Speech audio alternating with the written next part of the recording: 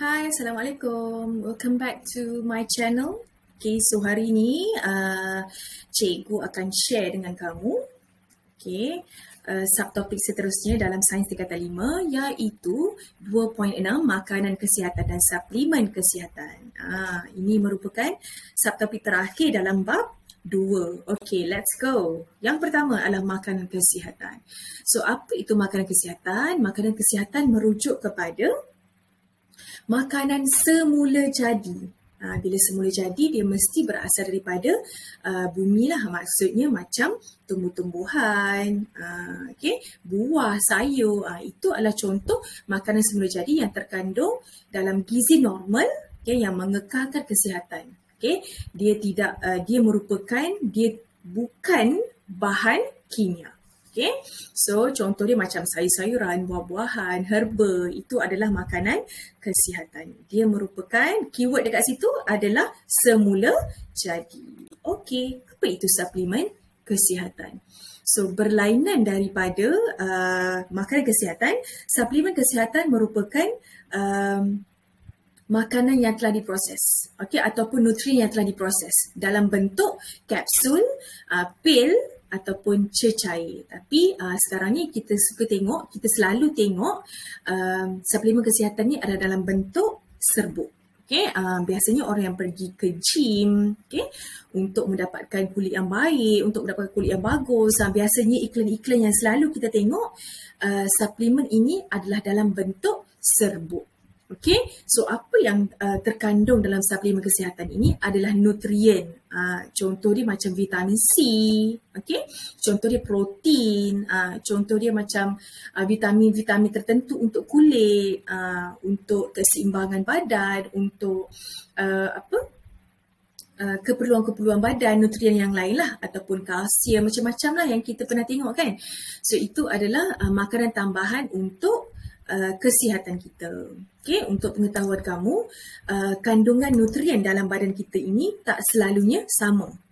Ada kadang-kadang kita terlupa makan buah-buahan, sayur-sayuran, maka ini adalah suplemen ini akan membantu kita untuk melengkapkan gizi makanan kita seharian.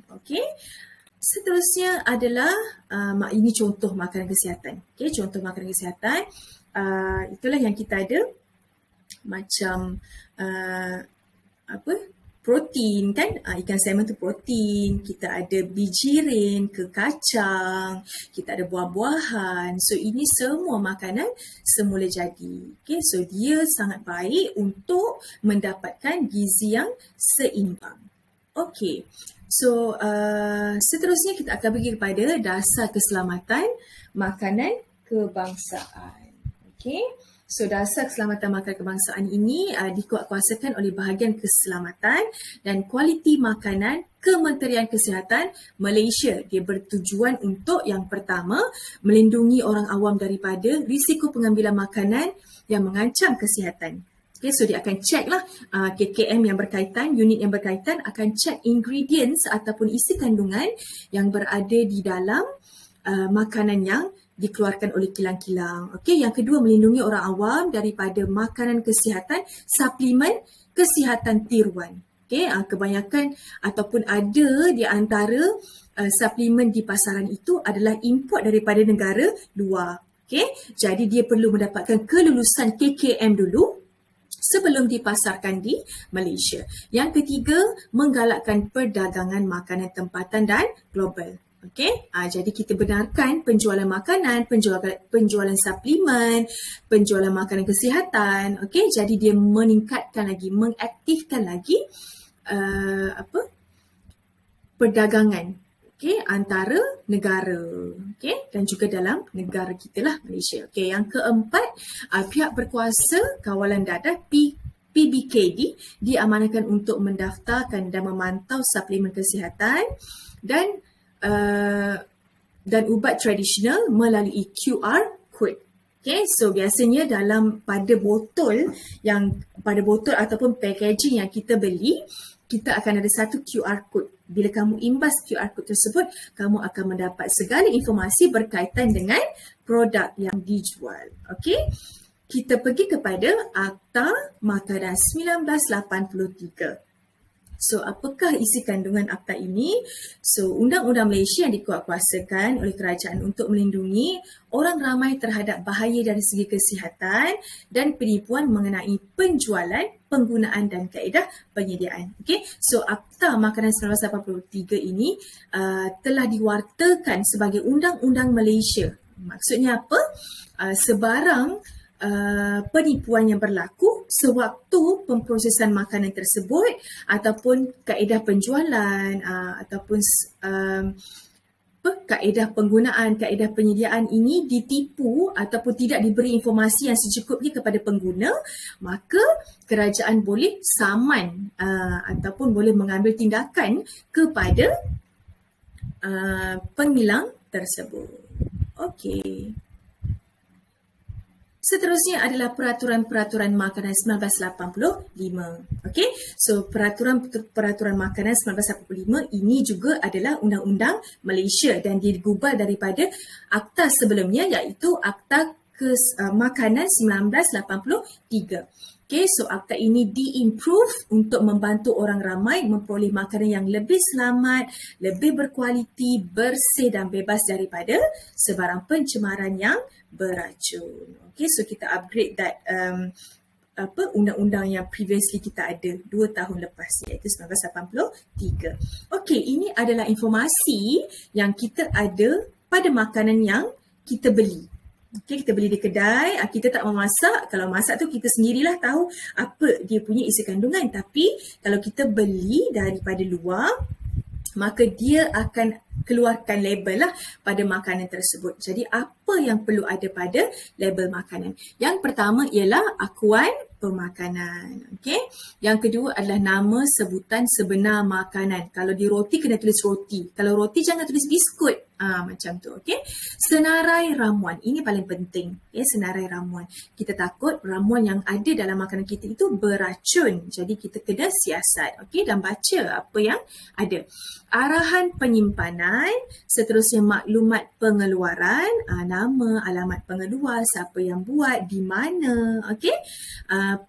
Penandaan tarikh kena cakap. Okay, kena cakap tarikh luput bila, boleh digunakan selama beberapa tahun atau beberapa bulan. Okay? Penyataan mengenai kuantiti ataupun berat bersih isi padu. Kena cakap berapa ratus gram. Kalau kita balik kita timbang, betul tak apa yang dia tulis tu kan? Penyataan aditif makanan. Okay, penyataan aditif makanan dia merujuk kepada makanan tambahan yang ditambah ataupun bahan kimia ditambah, adakah dia selamat? Okey, dan terakhir adalah pelabelan makanan. So pelabelan makanan ini berkaitan dengan maklumat mengenai kandungan pemakanan sesuatu produk. Okey. Status halal makanan. Status halal makanan merujuk kepada tempat atau makanan yang kita pergi tu, produk atau produk makanan, okey, mempamerkan logo halal Malaysia, mengesahkan bahawa makanan di tempat makan tersebut atau produk tersebut adalah halal. Okay, kalau dia dibuat di Malaysia, maka kita akan keluarkan status halal makanan tersebut daripada JAKIM lah. Okay, so pihak yang berwajib untuk mengeluarkan sijil halal bagi produk tersebut. Okay. Kalau kamu tengok yang sebelumnya dekat label makanan ini tidak diwajibkan untuk letak label halal, tapi di Malaysia itu merupakan perkara yang wajib untuk ada. Tak kira apa jenis makanan ataupun makanan itu ataupun packaging itu, bahan yang berada dalam packaging itu adalah bahan yang untuk memasak, bukan boleh makan terus. Kamu perlu pastikan ada sijil, ada label halal diletakkan. Okay, so itu paling penting di Malaysia. Status halal makanan perlu dapat daripada semua pengilang-pengilang. Okay, perlu didapati oleh semua pengilang lah. Okay, melainkan itu merupakan bukan makanan yang halal. Memang dia non halal food, maka dia tak wajib lah untuk mendapatkan sertifikat halalnya ataupun status halal ini tidak perlu. Okey, itu sahaja. Terima kasih kerana sudi menonton video cikgu. Kalau ada sebarang soalan, sebarang komen, boleh letak di bawah. Okay, jangan lupa like and subscribe. Kita kongsikan, cikgu suka kongsikan ilmu bersama kamu semua. Okey, terima kasih semua. Assalamualaikum.